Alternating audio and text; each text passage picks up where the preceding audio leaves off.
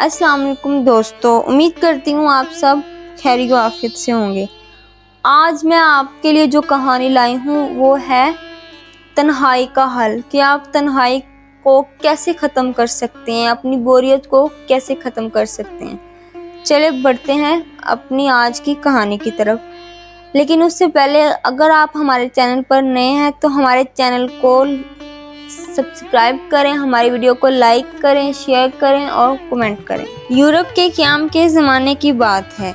मैं लंदन में अपनी सहेली के पास ठहरी हुई। एक रोज़ मुझसे कहने लगी, आओ तुम्हें जंगल की सैर करवाती हूँ। जंगल में ना बाबा, मुझे वहाँ जाते हुए डर लगता है। डरने की बात थोड़ी है, मैं तुम्हें अपनी आंटी से मिलवाऊंगी। आंटी? मैंने हैरत से पूछा। हाँ, वो जंगल में रहती हैं। तो क्या वो अकेली जंगल में रहती हैं? कुछ लोग और भी हैं, मगर वहाँ बहुत कम घर हैं। अच्छा। मैं बेदिली से इसके साथ अपनी सहेली की आंटी ग्रेस से मिलने चली गई थी। 1 घंटे की ड्राइव पर जंगल आ गया था। हम दोनों एक छोटे से घर में आंटी ग्रेस को ढूंढने लगी थी। वो बावर्ची खाने में चाय का एहतमाम कर रही थी। शायद इन्हें हमारी आमद की इत्तला मिल चुकी थी। वो खुशी खुशी बावर्ची से निकलकर हम दोनों से मिली। आंटी ग्रेस, ये मेरी दोस्त पाकिस्तान से आई है। वेलकम माय डार्लिंग, उन्होंने मेरा मुंह चूमते हुए कहा। हम दोनों इस वक्त लिविंग रूम में बैठी थी।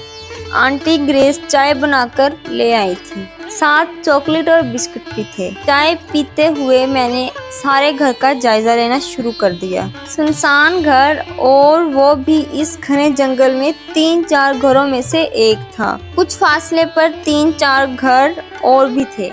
अक्सर शिकारी वहां आकर ठहरते थे। इन घरों में सिवाय चौकीदारों के और कोई नहीं रहता था, मगर ये बूढ़ी खातून इतनी बहादुर थी कि वो अकेली इस घर में रह रही थी। सारे घर में सन्नाटा छाया हुआ था। मुझसे रहा न गया और मैंने पूछ ही लिया था, आंटी आप अकेली इस घर में रहती हैं, बच्चे नहीं हैं क्या? बच्चे 2 हैं। अच्छा, तो किधर हैं? इनकी शादियां हो चुकी हैं, अपने अपने घरों में मसरूफ़ हैं, कभी कभार आ जाते हैं। मैं इस वक्त बहुत खौफज़दा हो रही थी तो इनसे पूछ बैठी थी, आंटी आपको अकेले घर में डर नहीं लगता? मेरा मतलब ये है कि शहर में घर होता तो अकेले रहने में कोई कबाहत नहीं थी, मगर यूँ अकेले रहना तो बहुत ही मुश्किल है। मैं अकेली तो नहीं रहती हूँ, बहुत से लोग मेरे साथ रहते हैं। चाय पीने के बाद वो हमें बरामदे में ले गई थी। कमरे से एक सीटी उठा लाई थी और सीटी को बजाना शुरू कर दिया था। अभी चंद ही लम्हे गुजरे होंगे तो बहुत सारे परिंदे आकर इनके कंधों पर बैठ गए। रंगारंग के खूबसूरत परिंदे थे। वो मुस्कुराई और बताने लगी, ये मेरे साथी हैं, मेरे साथ खाना खाते हैं और मैं इनसे बातें भी करती हूँ। देखा, ढेर सारे बच्चे हैं, वो एक परिंदे के मुंह को चूमते हुए बता रही थी।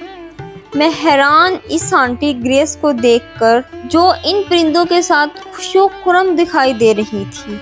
मेरी हैरानगी को देखते हुए वो मुझसे गवैया हुई। ना सिर्फ परिंदे मेरे बच्चे हैं, बल्कि 2 बिल्लियां और 2 कुत्ते भी हैं। मैं परेशान हो गई थी, पूछ ही ना सकी थी। इस घने जंगल में अकेला रहना, और वो भी बूढ़ी खातून का, ये बात मेरे लिए बहुत ही हैरानकुन थी। सिर्फ परिंदों को अपनी औलाद बनाया हुआ था। आंटी ग्रेस ने 2 बिल्लियों को बुलाया और चुपचाप आकर इनके करीब बैठ गई थी। कुत्ते इस वक्त कहीं घूम फिर रहे थे। आंटी, ये जानवर यानी कुत्ते और बिल्लियां आपस में लड़ाई नहीं करते?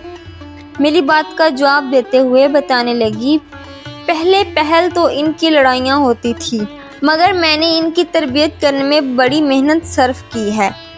अब इतने मुहज़्ज़ब और मुनज़्ज़म हो गए हैं कि जो ही लड़ने की कोशिश करते हैं तो मेरा इशारा पाते ही खामोशी से अपनी जगहों पर बैठ जाते हैं। मुझे तो रह रह कर ख्याल आ रहा था कि एक इंसान की तरबियत में खासा वक़्त दरकार होता है, मगर इससे जानवरों और परिंदों की तरबियत की हुई थी। इस बहादुर खातून ने अपनी तन्हाई का हल ढूंढ लिया था।